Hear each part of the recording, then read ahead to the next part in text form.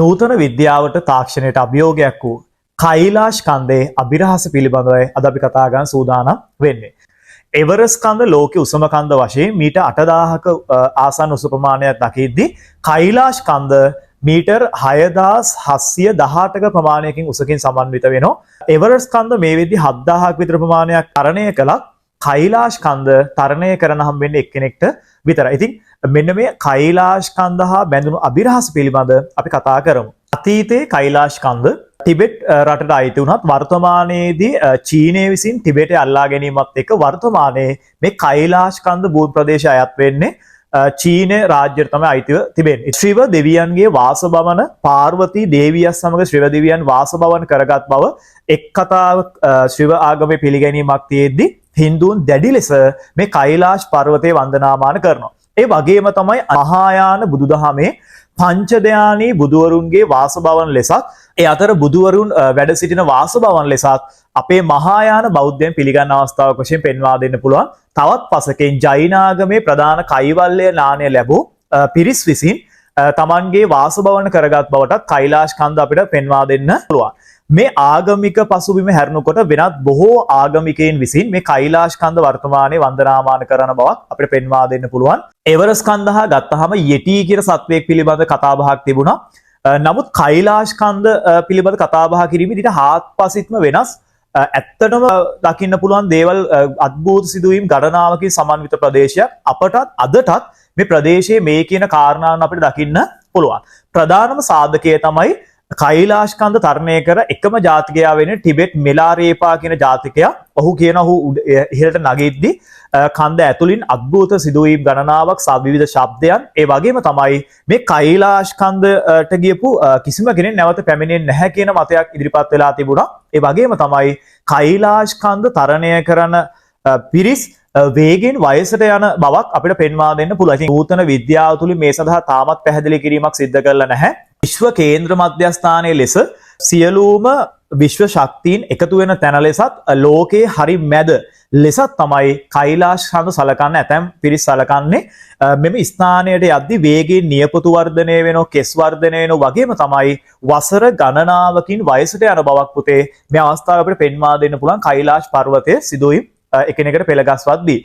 ඉතින් මේ පිළිබඳ සොයා බැලීමට විද්‍යාත්මක කාරණා අවශ්‍ය බැවින් අර්නස්ට් කියන රුසියානු වෛද්‍යවරයා විසින් මේ ප්‍රදේශයේ යම් සමීක්ෂණයක් කරන්න කටයුතු කළා. ඒ අවස්ථාවේදී ටිබෙට් ලාමාවරු ඔවුන්ගේ සහය ඇතිව කෛලාශ කන්ද ප්‍රදේශයේ වාසය කරමින් ඔවුන් විසින් මේ පිළිබඳ සමීක්ෂණයක් කරන්න කටයුතු කළා. මේ අර්නස්ට් මහතා විසින් ඔහු ලාමාවරුන්ගේ තොරතුරු මෙන්ම ඒ ප්‍රදේශවල ජනතාවගේ තොරතුරු ඇසුරින් ඔහු සනාථ කළ කාරණාව තමයි මේ කෛලාශ මුදුනේහි පිරමීඩයක හැඩයති මිනිසුන් ඉදිකළ නිර්මාණයක් හෝ කෙසේ හෝ පුද්ගලයෙකු ඉදිකර නිර්මාණයක් ඒ වගේම තමයි ඒ වටා වූ අණු විද්‍යාවට අයත් අණුවක හැඩයෙන් පිහිටි වාසභවනක් පිහිටි බවට ඔහු පෙන්වා දෙන කටයුතු කළා. ඉතින් නිර්මාණය කළ ඉදිකිරීමක් වශයෙන් ඔහු තනාත කරන්න කටයුතු කළා. එනකන් ඒ මතය බිඳ දමන්න වෙනත් කිසිදු මතයක් ඉදිරිපත් කළ බවක් පේන්නේ නැහැ. චීනය විසින් මේ කෛලාශ ප්‍රදේශයට යානාවක් යවමින් අධ්‍යයනයක් කරන්න උත්සාහ කළා. ඒ අවස්ථාවේ නොසිතූ අයුරින් එම සමීක්ෂණ කණ්ඩායමට ඉතා භයානක අත්දැකීම් කිහිපයකට මුහුණ දෙන්න සිද්ධ වෙනවා. ඉතින් නැවත මේ කණ්ඩායම කැඳවන්න කටයුතු කළා. එතෙන් පටන් චීනය මෙහි පරීක්ෂණ කටයුතු නතර කළා වගේම තමයි චීන ජාතිකයන් මේ ප්‍රදේශ සංචාරය කිරීමත් ආරම්භ කළා තියෙනවා. කෛලාශ පර්වතයේ පිළිබඳ විද්‍යාත්මක ගවේෂණය ලෙස මේ අර්නස්ට් මහතාගේ ගවේෂණය අපිට ප්‍රධාන වශයෙන් පෙන්වා දෙන්න පුළුවන්.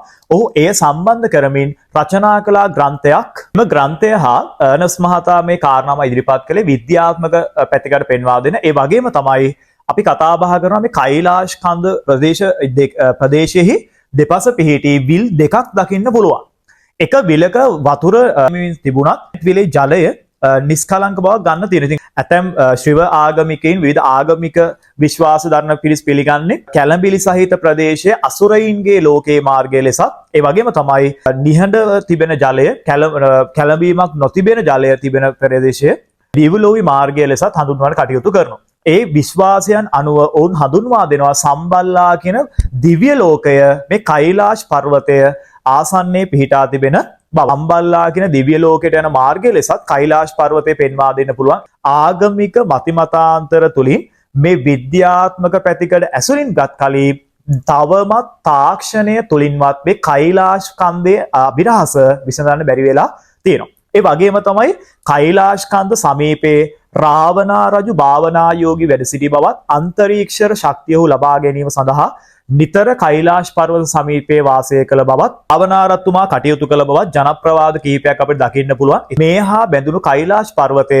මත නූතන විද්‍යාවට අභියෝගයක්, තාක්ෂණයට අභියෝගයක් ප්‍රතික්ෂේප කිරීමක් කරන්න නම් විද්‍යානුකූල පැහැදිලි කිරීමක් අවශ්‍ය වෙනවා. එතෙක් මෙය මම හිතන්නේ ආගමික පසුබිම්හි කතා අපිට පිළිගන්න වෙනවා.